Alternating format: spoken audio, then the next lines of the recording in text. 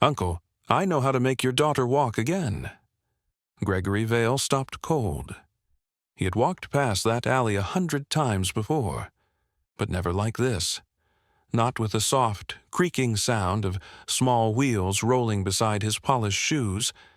Not with the heavy silence that seemed to press down on him, thick enough to choke on. His 8-year-old daughter, Naomi, sat quietly in her wheelchair. Her legs were wrapped in a knitted blue blanket. Her blonde hair fell in soft, messy strands across her cheeks, and her eyes.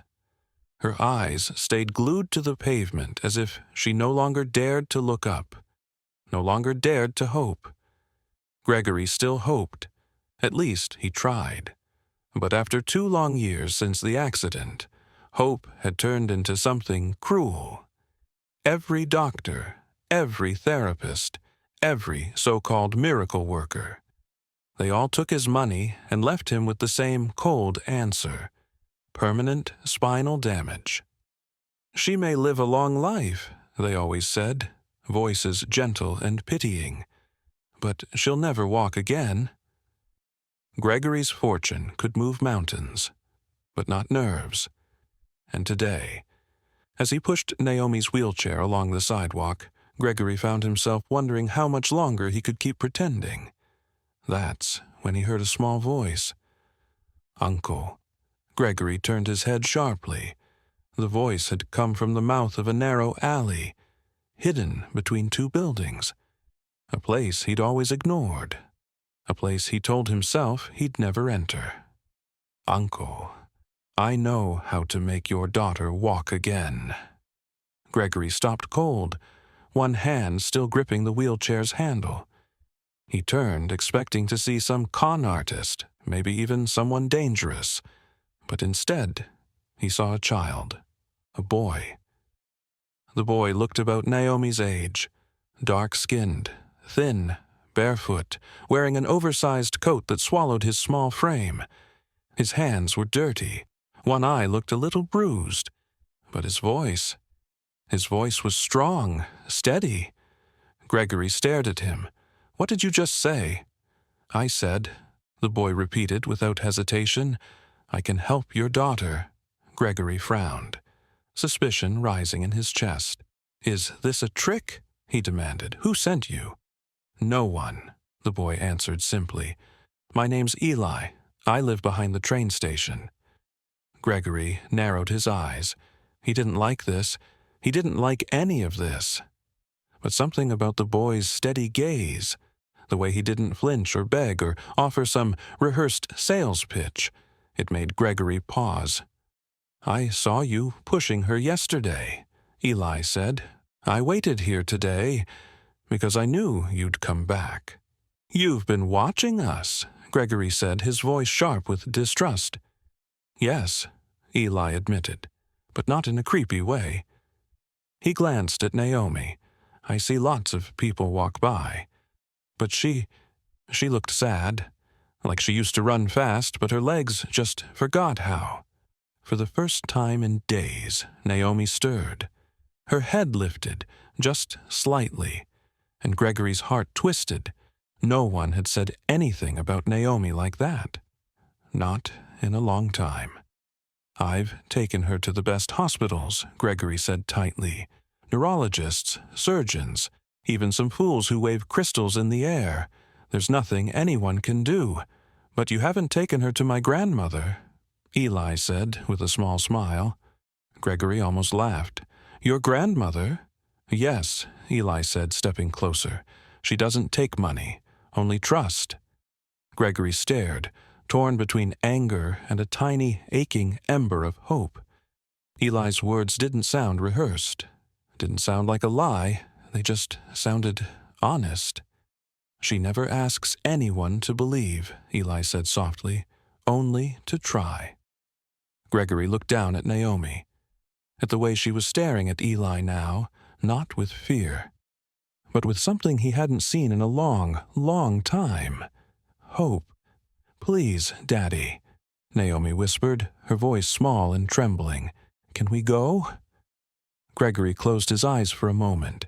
Every instinct screamed no. But louder than that was the memory of Naomi, sobbing into her pillow just weeks ago, whispering, "I hate being like this." He knelt down in front of her. "If anything feels wrong, we leave. Got it?" She nodded, her blue eyes shining with trust. Eli smiled, turned around, and without another word, he started walking. Gregory took a deep breath, gripped Naomi's wheelchair tighter, and followed. The farther they followed Eli, the stranger the city became. At first, the streets still looked familiar, but step by step the polished sidewalks gave way to cracked concrete. The tall glass buildings disappeared behind rusted fences and abandoned lots. Gregory hesitated more than once, pushing Naomi's wheelchair over broken pavement, watching weeds poke through every crack. Twice, he almost turned back, but every time Eli would glance over his shoulder, and with just a look, a steady, calm look far too wise for a boy his age, he kept them moving. They crossed a railroad track, past a burnt-out car that looked like it had been there for years. Graffiti covered every wall, the kind of place Gregory had spent his whole life staying far away from. And now, here he was, following a barefoot boy into the heart of it. "Through here," Eli said finally, pointing to a narrow trail leading into the woods. Gregory stopped. It didn't look like a trail at all, just a thin path through the trees where branches clawed at the sky like broken fingers. "You're kidding," Gregory muttered under his breath. Eli only smiled. Gregory gritted his teeth. One more step, he thought. Just one more step for Naomi. He pushed the wheelchair forward. The woods swallowed them up. The sounds of the city faded into nothing. Only the creak of the wheelchair wheels. Only the crunch of dead leaves under Eli's bare feet. Gregory's nerves screamed with every bump Naomi's chair hit. He hated it. Hated not knowing where he was taking her. Hated feeling powerless. But he kept going, because for the first time in 2 years, Naomi looked awake. Her eyes weren't dull anymore. They were alive, flicking around, curious, alert. Finally, after what felt like forever, the trees parted. And there, sitting quietly at the end of the trail, was a small wooden cabin. It looked like something out of a storybook. Worn timber, moss growing up the sides, a slanted roof patched with old shingles. Gregory stared. The cabin didn't look magical. It didn't even look sturdy. It looked forgotten. Eli walked right up to the porch, and before Gregory could say a word, the front door creaked open. An old woman stepped outside. Her hair was long and silver, braided with tiny pieces of bark and thread. Her face was lined, not with age, but with stories. And her eyes were a shade of green so deep it didn't seem real. They shimmered like leaves after rain. "I was wondering when you'd bring them," she said softly to Eli. He nodded. He didn't believe, Eli said, smiling a little. But she did. Naomi gave a shy smile from her wheelchair. The old woman knelt slowly in front of her, moving with a grace that belied her age. "Child," she said gently, her voice like the wind through trees, "may I touch your knees?" Naomi looked at her father. Gregory froze. Every instinct he had told him to say no, to turn around, to run. But when he looked into Naomi's eyes, he saw something stronger than fear. He saw hope. Gregory nodded once, a small, stiff gesture. The old woman reached out and placed her hands lightly on Naomi's knees. Her eyes fluttered closed, and she began to hum. It wasn't a song, it wasn't even a melody. It was a sound, soft and low, like the sigh of trees in a gentle breeze. Naomi flinched, a tiny jolt running through her body. "I felt that," she whispered. Gregory's heart slammed into his ribs. He dropped to one knee beside her. "Felt what, sweetheart? Tell me." "A tingle," Naomi said, wide-eyed. In my toes. Gregory's breath caught. He stared at the old woman. Is that possible? He demanded. The woman opened her eyes. Her spine, she said calmly, is not dead.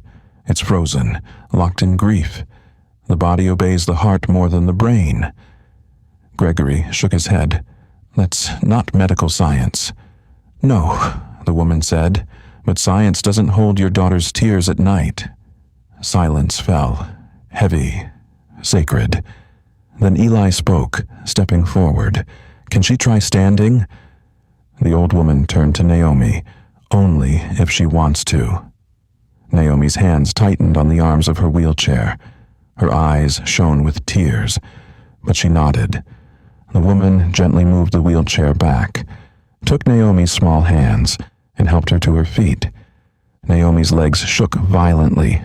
Gregory lunged forward in pure panic, but the woman raised a single hand, and somehow Gregory knew he had to let go.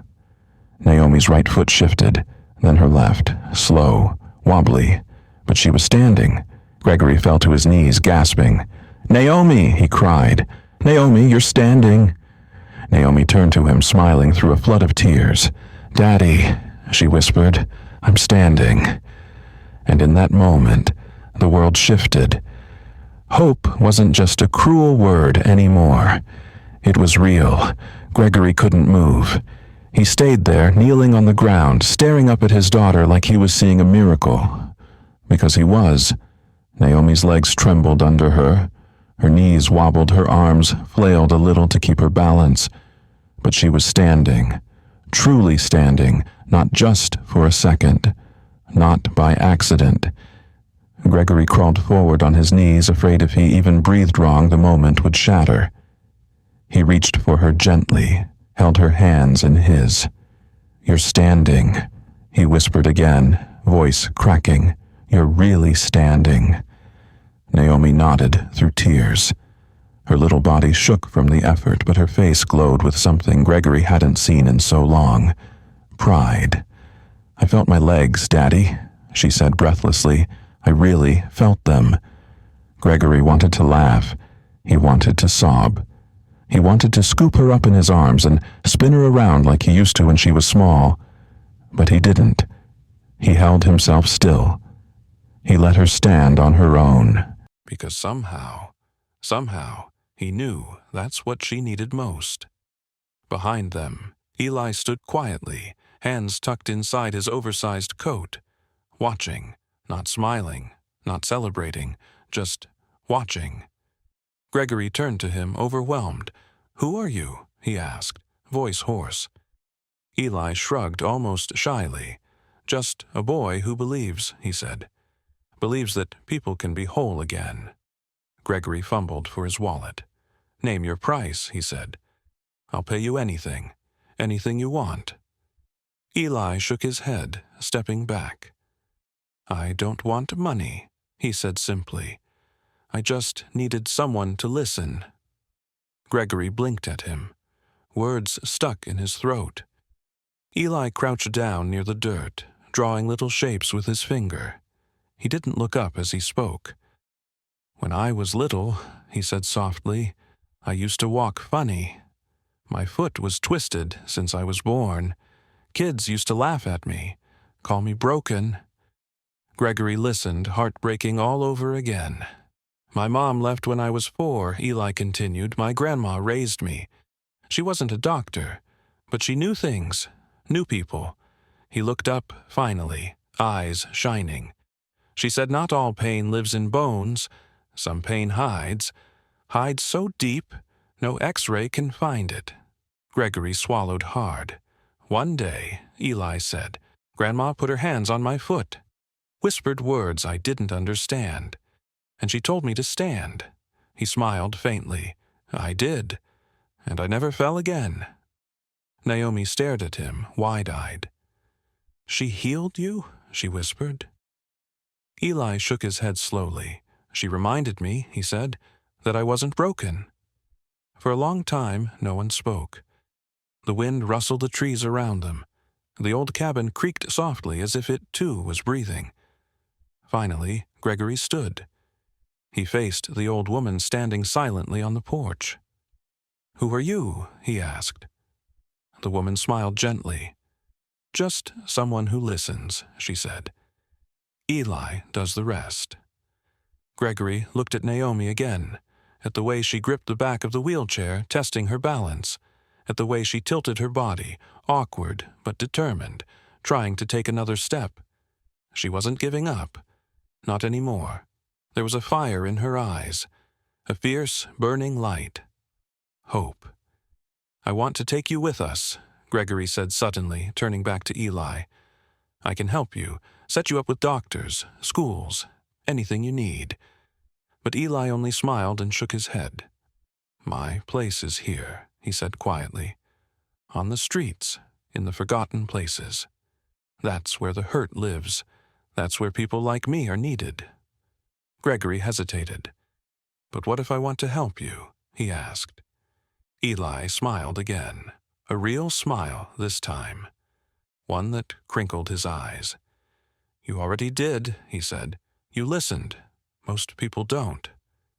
Gregory reached into his coat pocket, pulled out a small card. It was damp and a little wrinkled from the rain earlier, but the number on it was clear. "If you ever need me," Gregory said, holding it out, "for anything, food, shelter, school, whatever, you call this number. My assistant will answer day or night." Eli took the card carefully, studied it for a moment, then tucked it deep inside the lining of his coat, close to his heart. Naomi stepped forward, limping slightly. "Will I see you again?" she asked. Eli smiled warmly. "If you ever forget how to believe," he said, "I'll probably be nearby." Naomi beamed, and without hesitation she threw her arms around him. Eli froze for just a second, then slowly hugged her back. It was the first hug he'd had in over a year, and for that one moment, both of them felt a little more whole. A week later, the world looked completely different for Naomi Vale. The sun shone brighter, the trees looked greener, even the air smelled fresher, because Naomi was walking. Slowly, carefully, but walking. That morning, she stood outside her school for the first time without her wheelchair, without braces, without anything holding her back except her own shaky legs. A crowd of students gathered, their eyes wide with wonder. Some teachers wiped tears from their eyes. Even the principal stood there, hands over her heart. No one had expected this. Not after everything Naomi had been through. Not after all the hopeless meetings and clinical reports and endless, pitying smiles. But there she was, taking one step after another, wobbling a little, but smiling bigger than she had in years. A reporter from the local news rushed over, shoving a microphone toward her. "Naomi," the woman cried, "what changed? What made this possible?" Naomi paused at the steps of the stage, turned back toward the crowd. Her blonde hair glowed in the morning light. Her blue eyes sparkled with something fierce and beautiful. She lifted the microphone with both hands and said just 5 words. "A boy who believed I could." The crowd erupted into cheers. Some students clapped, some shouted her name. Naomi laughed through her tears. Real, joyful tears. At that moment, nothing else mattered. Not the long, painful journey behind her. Not the fears that still whispered sometimes in the back of her mind. Not even the tiny tremble in her knees. She had hope now. She had strength. And she knew. She was never truly broken. That same morning, miles away, a very different scene unfolded. In a crumbling alley, 3 districts away, Eli sat quietly beside another child, a little girl. She was smaller than Naomi. Her hair was dark and tangled. Her clothes hung loose around her thin frame. She didn't speak. She didn't cry. She just sat there, curled up against the cold brick wall, staring at the ground. Eli didn't ask her any questions. He didn't demand her story. He didn't offer her food or promises. He just sat down next to her, close enough to share his warmth, close enough for her to know she wasn't alone. After a long time, Eli began to hum, the same soft, haunting tune his grandmother used to sing, a sound like the wind weaving through trees, a sound like old magic that had no words. The girl didn't look up, but her small hand moved slightly, just a little twitch, just enough. Eli smiled to himself. Healing doesn't always start with medicine.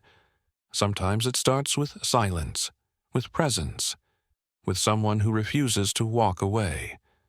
He stayed there with her, for minutes, for hours, as long as it would take, because he knew. Sometimes broken things didn't need to be fixed. They just needed someone to believe they weren't broken at all. Back at the school, Gregory stood in the crowd, watching his daughter shine. He had thought he would feel pride. He had thought he would feel victory. But what he felt most of all was gratitude. Gratitude for a boy in a dirty coat, with bare feet and a bruised eye, who had seen his daughter when the rest of the world only saw a wheelchair. Gratitude for an old woman in a forgotten cabin who understood the kind of wounds no doctor could heal, and gratitude for the lesson he would never forget, that sometimes miracles don't come wrapped in gold. They come barefoot, whispering through broken alleys, asking only for trust. As Naomi waved to the cheering crowd, Gregory wiped a tear from his eye. He whispered into the breeze, almost like a prayer. "Thank you, Eli. Thank you for not giving up, for not looking away, for believing when no one else did. And somewhere, maybe in a dusty alley, maybe behind a broken fence, maybe just in the heart of the wind, a barefoot boy smiled and kept on believing. Days turned into weeks. Naomi kept walking, first across small rooms, then across schoolyards, then across wide, open parks where the wind caught her hair and lifted it like a golden banner. Each step was a celebration, each stumble a victory. At night, Gregory would sit by her bed, watching her sleep, hardly able to believe this was real. There was no surgery scar, no medical miracle report, no doctor's signature explaining what had happened. There was only Naomi, whole, alive, brave, and there was the memory of a boy named Eli. Gregory kept Eli's card tucked safely in his wallet. Every day he thought about calling, offering more help, a real home, a family. But every day he hesitated, because deep down, he knew Eli had already found his purpose, not in hospitals, not in offices, but in the forgotten corners of the world, where the broken went unseen, where the hurting whispered their pain to empty walls. That's where Eli belonged, and that's where he was needed. One rainy afternoon, Gregory found himself driving past the old part of town. The city looked different now, not just to his eyes, but to his heart. He stopped at the alley where he first heard Eli's voice, stepped out of his car, looked down the narrow path between the buildings. It was empty, silent, but somehow it still felt alive, like a memory carved into the bricks. Gregory smiled sadly. He whispered into the rain, "I'll never forget." Far away, in a different alley across town, Eli sat with a boy whose hands trembled so badly he couldn't hold a pencil. Eli didn't teach him how to write. He didn't scold him. He didn't fix him. He just sat there, quietly, steady. Sometimes he hummed, sometimes he just listened, because Eli knew healing doesn't always look like magic. It looks like patience. It looks like hope. It looks like being willing to sit beside someone in their darkest hour, without rushing them into the light. One evening, as the sun dipped low behind the city skyline, Naomi asked her father a question. "Daddy, do you think I'll ever see Eli again?" Gregory thought about it carefully. He didn't want to lie. He didn't want to promise something he couldn't control. So he said the only thing he truly believed. "I think," he said softly, "that Eli's never really far away." Naomi smiled. She reached for her crutches, standing tall, balancing with ease. "I hope I do," she said. "I want to tell him, thank you." "You did," Gregory said, smiling gently. "Every time you take a step, every time you keep going, you're telling him." Naomi beamed, her whole face glowing with pride. Outside the window, the last rays of sunlight painted the sky in shades of gold and rose. A new day was always waiting, a new hope just around the corner. And somewhere, maybe down an alley no one cared to clean, or behind a broken fence no one bothered to fix, a boy with bare feet and an oversized coat hummed a soft tune. A song older than pain, older than fear. A song that said, "You are not forgotten. You are not broken. You are still here. And you are still loved, because sometimes all it takes to change a life is a hand that reaches out, a voice that refuses to give up, and the simple, unstoppable power of belief."